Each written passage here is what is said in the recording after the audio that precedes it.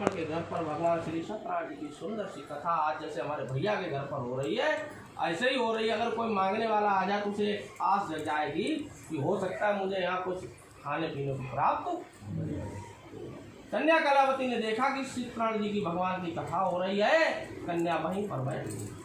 वहीं पर जब बैठ गई, कथा जब भगवान की संपूर्ण हुई तो प्रसाद ग्रहण किया, भोजन ग्रहण किया और रात्रि में अपने घर को,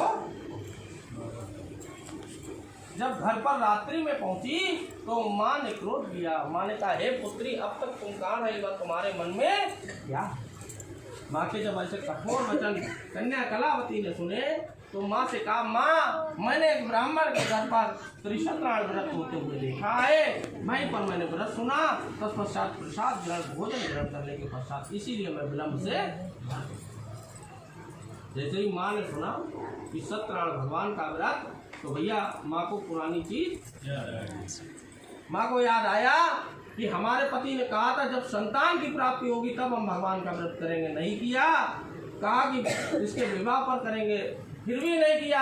हो सकता है इतना कठिन दुख हम लोगों को इसीलिए प्राप्त।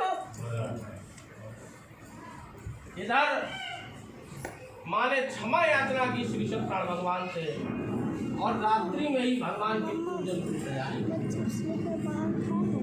जैसा जो कुछ था घर में भगवान को अर्पण किया, विधि विधान से भगवान सत्यनारायण का व्रत पूर्ण किया और व्रत पूर्ण करने के पश्चात भगवान से हाथों को जोड़कर प्रार्थना मांगी।